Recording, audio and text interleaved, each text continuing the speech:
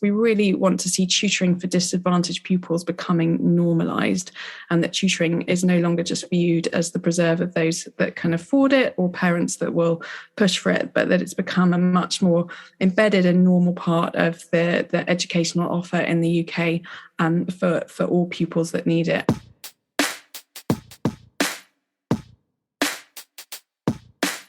When Action Tutoring started out with a small pilot programme with 2 schools in London and no real funding behind it, I don't think I had any idea that it could possibly grow into the organisation it has today. And that's been as a result of so many fantastic funders, volunteer tutors, amazing staff that we've got on board who've come on this journey with me and with the organisation. And I have to say, when we launched in primaries, we all went, why didn't we do this in the first place? Primary schools are much easier to work with than secondary schools. The pupils at that age just tend to be a bit more enthusiastic and engaged than trying to get a 16-year-old that doesn't really like maths to turn up to extra sessions.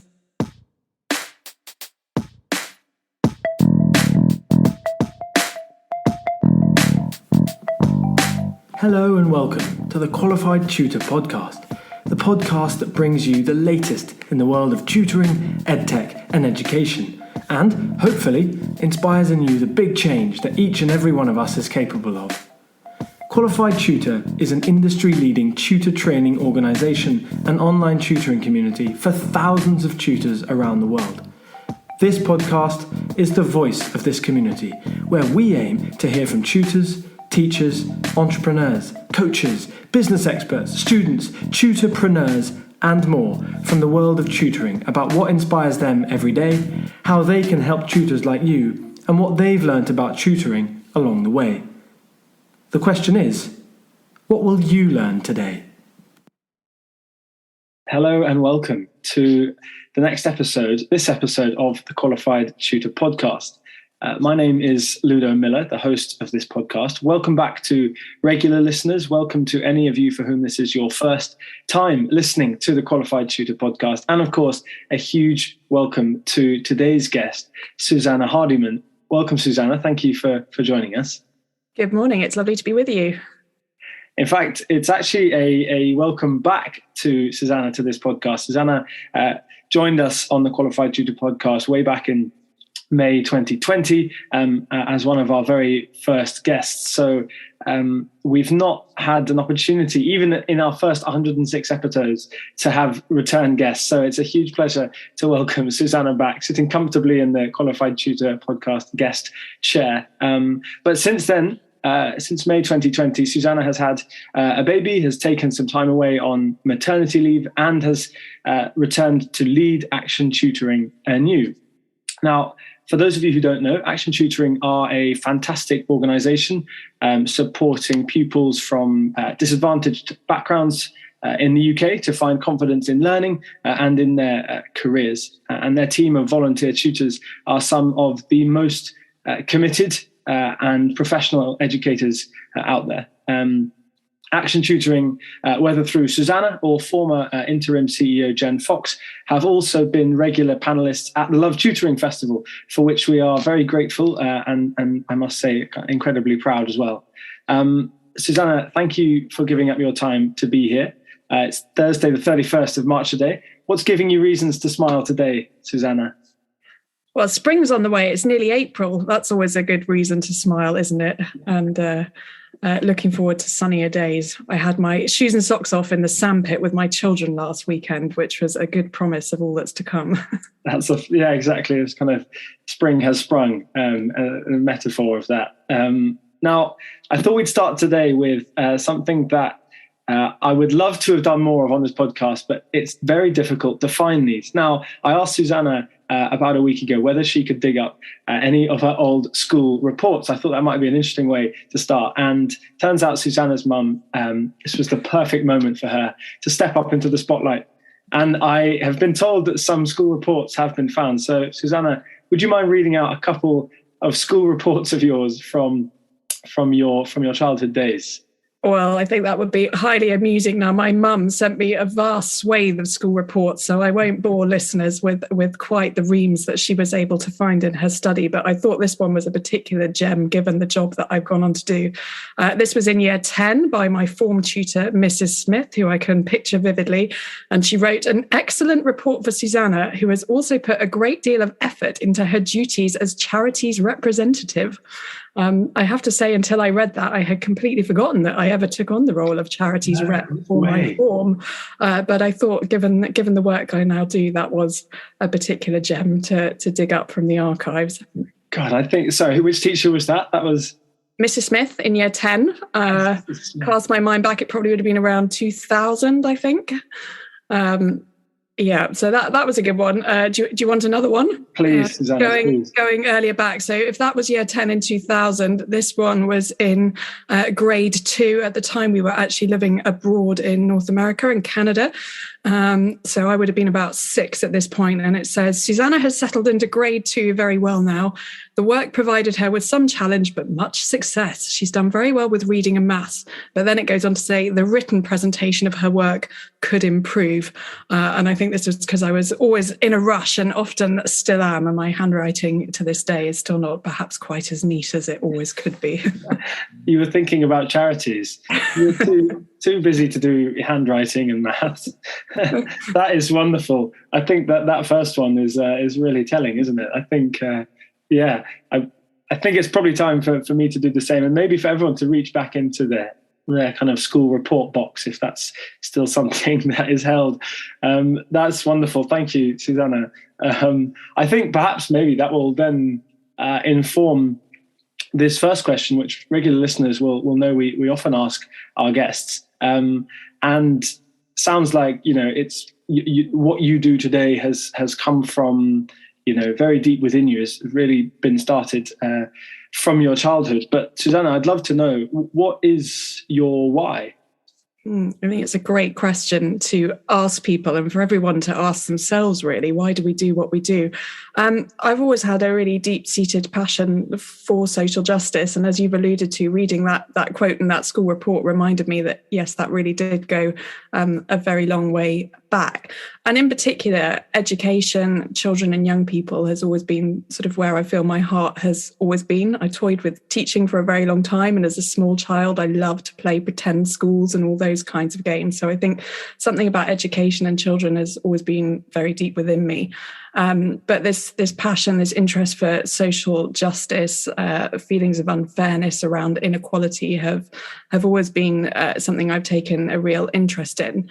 And I believe we spend hours of our lives at work. We do. And for me, I always really felt if I'm going to spend literally hours and hours of my precious days at a desk at work, I want it to be for something meaningful. And that's why I was always interested in going into the charity sector, not to remotely say you can't make a difference in other ways, but for me that felt like where I would sort of feel most at home, to give my career over to working in the charity sector and particularly to tackling issues around disadvantage. And I think inequality in education is actually not nearly as well known about in the UK. I think the pandemic has shone some spotlight on some of that and the disruption that school closures caused. But I'm really passionate about not just the actual delivery we do at Action Tutoring, but about raising the profile of some of the deep-seated inequalities that go on in the UK around education and how that impacts young people's life chances. And Action Tutoring, you're the kind of the brainchild of that thinking, the kind of the project that you have been launching yourself into is coming up to 10 years old, Susannah. That's a really hugely impressive moment. I'm sure you're very, very proud of that. So that 10th anniversary is this coming May. I'd love to know, how does this make you feel? What does it mean for Action Tutoring? Well, aside from making me feel really quite old, it makes me feel incredibly proud of all we've achieved. When Action Tutoring started out with a small pilot program with 2 schools in London and no real funding behind it, I don't think I had any idea that it could possibly grow into the organisation it has today. And that's been as a result of so many fantastic funders, volunteer tutors, amazing staff that we've got on board who've come on this journey with me and with the organisation. But it also actually makes me hungry and excited for what we want to achieve in the next decade. I think we've been going through a process internally of sort of looking back on all that's been achieved the last 10 years, but also dreaming big for what could be achieved in the next 10 years. And whilst I'm really proud of all that we have achieved, we've been running the numbers on this and think by the end of this year, we'll have reached somewhere between 25,000 and 26,000 pupils over the last decade through the work of Action Tutoring.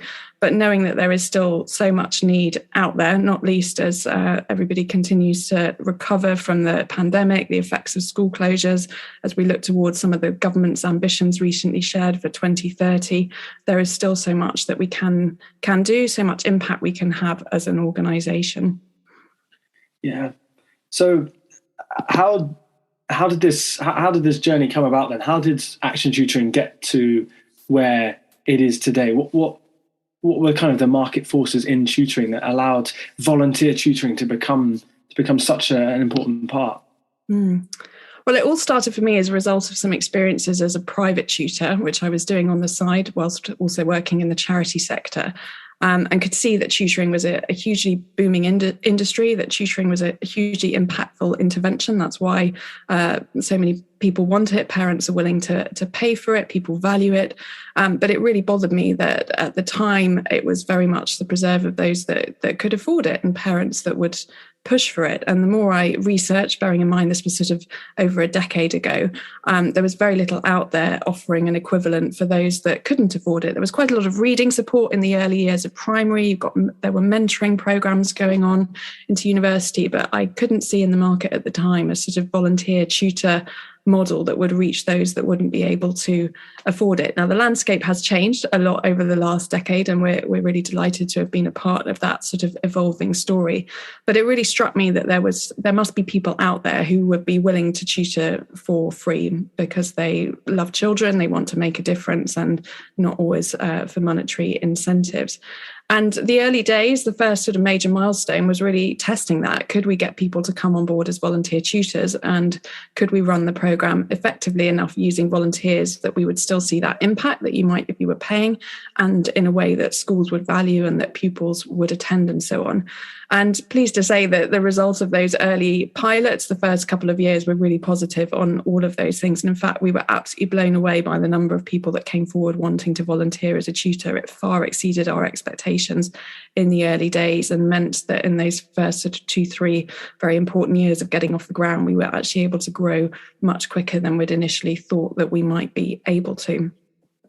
The other major milestone at that point was getting on board our first funder, the Shine Trust, who supported us with a 2-year grant, then renewed for a 3rd year, which really gave us some financial stability to be able to get off the ground in those early days with some very basic things such as websites, flyers, and then eventually I was able to go part-time on it and then eventually bring on board a staff member too as a result of that funding to enable it to pilot properly and then to begin to grow and scale. The next big milestone was beginning to work outside of London, and it had always been a really big part of my vision, not just to be a London-centric organisation. Recognise there is huge need in London, but there's even more outside of the capital, and a lot of charities can get stuck just working in London or in one local area. And my big vision was to be able to offer something that could work much more widely than that. So we piloted outside of London, and that was accelerated by support from another major funder, Nesta. And then the next big step was investment from another funder called Impetus. And they, I think, really saw the potential in what we were doing, but wanted to come alongside us to really help us refine the model that we were offering, how we were using the volunteers, the curriculum we had in place, all our data and analysis, and really all of that with the goal of driving the best possible impact for the pupils that we work with. And that gave us really solid foundations for further growth, which was then expanded even further when we launched in primary schools in 2016. And I have to say, when we launched in primaries, we all went, why didn't we do this in the first place? Primary schools are much easier to work with than secondary schools on a number of levels. It's easier to get to the decision makers. They're smaller. The pupils at that age just tend to be a bit more enthusiastic and engaged than trying to get a 16-year-old that doesn't really like maths to turn up to extra sessions. So we continue to work with both primary and secondary schools, but the move to primary was a great step forward. And at that age, we focus on pupils in year 5 and year 6, trying to help them to reach at least national standards to set them on a really good footing for secondary school. And then finally, the big next step on the journey has been really the story of the pandemic and the National Tutoring Programme. And obviously when March 2020, when everything first kicked off, huge uncertainty as to what that could mean. But it then became obvious it was presenting a major opportunity for us to get our model online, which we did very rapidly over summer 2020 and then rolled out fully last academic year. So now offering an online and a face-to-face model, and then taking the opportunity of the National Tutoring Programme to expand our work significantly. So we doubled in size last year and growing again this year by about a further 50%. And there's clearly an enormous, as you said, kind of appetite for improving the lives of children, not just in London, but around the UK. But how do you recruit new tutors? What makes an Action Tutoring tutor? Great question. So we're really looking for people who not just have the solid subject knowledge, which is obviously really critical to a tutor, but really actually buy into our mission, our values, what we're trying to achieve with the cohort that we work with, and have the people skills to come alongside those children and young people and support them. We often say, you can have the most amazing PhD in maths, but that doesn't necessarily mean you can explain it in a way that a year 6 pupil who's struggling will understand. So we're really looking to tee up that triangle of their motivation, their subject knowledge, and then their people skills. But the great thing is there are so many people that have that brilliant combination out there. And through our volunteer model, we attract really 3 main groups, although not exclusively. And those 3 groups are university students, often who are interested in teaching and come to us wanting to get more experience and exposure to working with children. We get a lot of corporate volunteers and corporate partnerships who are often wanting to give back and do meaningful social action. And now we have our online model. They can do that without even leaving their desks. So we can have tutors based in the city connecting with pupils up in Newcastle or Liverpool or even down in Portsmouth. We've got programs in Rotherham now. So that's obviously hugely exciting potential to connect corporate partners with pupils across the country. And then we have a really growing pool of very faithful retired volunteers, sometimes retired teachers, but sometimes just other retired individuals wanting to make a difference, wanting to give back in some way. And they're normally incredibly reliable, committed, and often end up tutoring on multiple programs for us throughout the week. So whatever your background, being committed and trustworthy those are the basic tenets really of an Action Tutoring tutor. And we use a very structured tutoring curriculum. It can be tailored to the needs of individual pupils, but that means that volunteer tutors don't need to spend hours prepping sessions and finding resources, because all of that's provided in our online templates and our workbooks and guidance given around what pupils will need to focus on based on the results of a baseline assessment that we do when they begin the programme. Yeah, so just talk a little bit more about when you say programme, does that run kind of concurrently to an academic year? Are those kind of year-long programs, or do they run a little bit more kind of short-term than that? So ideally, we want to work with pupils for at least 12 to 15 sessions, 2 terms of tutoring, give or take, but it will depend a little bit when schools join. Our typical points are the autumn and then January, but we do have some that will start at other points around that. Certainly for year 11 and year 6s, we want to work with them right up until they sit those exams. And then we often begin working with year 5 and year 10 pupils in the summer term with a view of then continuing with them in the autumn as well. But we work with individual schools to hear about the needs of their cohort, their pupils, what will fit their timetable and so on, and within reason work our offer around that. Yeah. I'd love to turn to, you were alluding to it just there as well about, the past 10 years have been, a wonderful 10 years, but it's more now about, what can Action Tutoring achieve it kind of in the future. And you pulled on 4 or 5 key milestones just a moment ago. I'd love to know, what do you see are going to be some of the milestones over the next 10 years? What are your kind of visions for the future? We've been doing a lot of work on this with our board to think about where do we want to be in the next 10 years. A really big one is that now we've got our online model, we want to be able to operate literally anywhere in the country. Until the online model came along, we were working in 8 key cities around the UK. So that was obviously fairly good reach already, but now we have the online model, we have the potential to take that further. And we've begun piloting that in some new areas. I mentioned Rotherham and Portsmouth earlier. We've also now got programs in Corby, in Southport, but we would like to get to a point through that online model and how we manage it in terms of our staffing that we really can offer Action Tutoring to any school that meets our criteria and needs us across the country.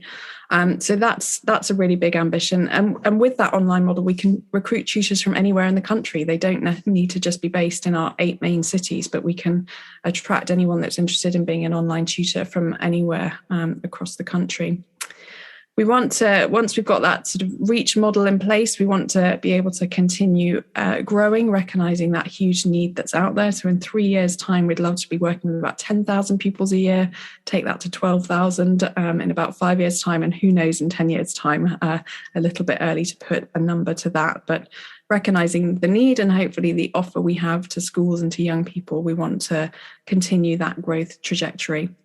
But alongside that, we believe that understanding our impact and what's really working in our model is really, really important. So we've got plans to continue doing a number of pieces of work around evaluation and impact measurement to really understand what works in our model, what really makes the difference for young people, and then to really embed that. And ultimately, we also hope that that impact can really help to demonstrate on a national scale how tutoring can really help to close the attainment gap and to demonstrate that we're doing that. And we already do a number of pieces of analysis looking at our results against national averages, particularly for premium pupils, but would love to build on that evidence base to really demonstrate that Action Tutoring and tutoring really can work to close the attainment gap in the UK.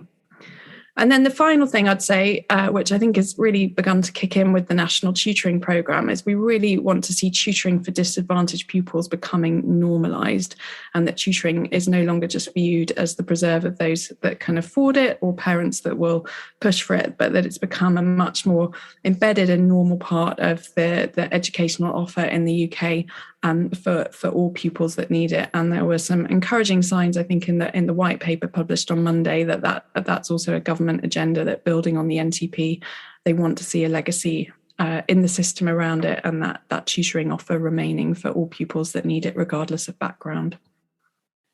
Yeah, it's been quite a seismic 2 years. The last 2 years, I think it's certainly catapulted tutoring into a more kind of national conversation. And just on a kind of very simple level, the number of times I've seen the word tutoring in the national news or, on the main page of Google, wherever it is quite it's quite a big moment for those of us working in the tutoring industry, because it's been much longer for you than for I, Susannah, but it's been I guess a struggle to try and impress that on parents and families and communities who perhaps previously haven't seen tutoring as something that's accessible to them. So you are doing incredible work, not only in reaching the students that you reach, but also in showing that tutoring as a concept is something that can be accessed by all. So for that, we are, for those of us who work in the tutoring industry, we are very grateful to you for that. And, I think the end of this year and beyond. I think there are some really hopeful things to look forward to. Not least the next year of the National Tutoring Programme, which will hopefully have had another year to be embedded, and another year for systems to be kind of streamlined and optimized. So a huge year to come. I've got one final question, Susannah, which is on a personal level. What's next for Susannah Hardyman? Oh, that's a big question.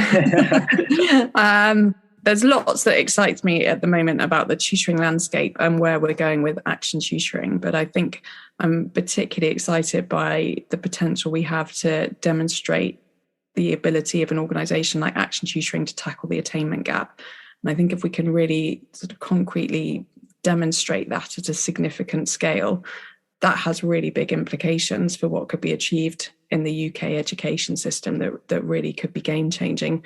The UK has one of the biggest attainment gaps in the developed world. I personally think it should be a source of national embarrassment, but it's not nearly as well known about as some of the other sort of social justice issues that go on in the UK. But if we can continue to make a noise about that and show a way of making a difference, that's something I sort of feel really, really passionate about, and see that really as a sort of advocacy piece alongside our delivery model. And that's something our board are very enthusiastic for us to take more of a lead on as an organisation. Now we have a decade of experience and delivery knowledge behind us. But I'm also just hugely excited by the potential we have to offer anywhere in the country. And I think we've seen from some of the NTP data published last year that there are these sort of cold spots across the country where it's harder for schools to access tutoring and to get the kind of support they need. And I think getting to those communities and those areas that perhaps don't get the kinds of offers that organisations like ours are able to make nearly so often feels like it would be a huge sort of value add to those schools and to the sector.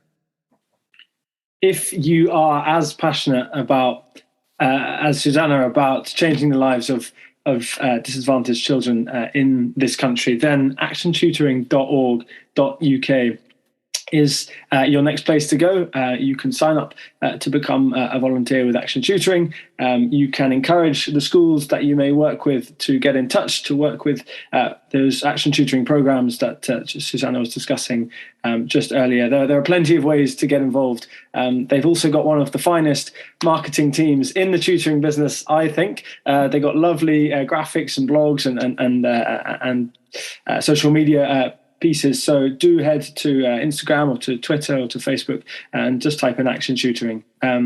As you can hear, they have a fantastic leader in Susannah and a wonderful team behind them. So Susannah, thank you for coming on this morning to chat to us about the past, the present, and the future. I think that's it's a pretty momentous time at the moment for Action Tutoring, I can imagine. But I will let you go away, continue your celebrations for the 10-year anniversary. Thank you so much for joining us. Pleasure. Thank you very much for having me. And our next big kind of moment in the calendar is the Love Tutoring Festival 3, which will be taking place week commencing 27th of June 2022. So do pop that in your diaries if you enjoyed the previous two festivals. And if you haven't, head to our website, qualifiedtutor.org. But for one final time, thank you very much, Susannah, and we will see you all next time.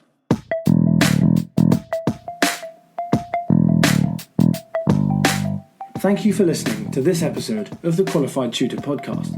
Whether you're a regular listener of this podcast or you've just stumbled across it, join the Qualified Tutor podcast group within the Qualified Tutor community to stay up to date with our latest news, offers, workshops, and of course, simply to meet other tutors like you.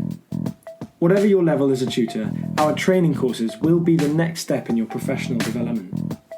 Visit qualifiedtutor.org/training to find out more about our CPD accredited and Ofqual recognised courses, the first of their kind in the tutoring industry.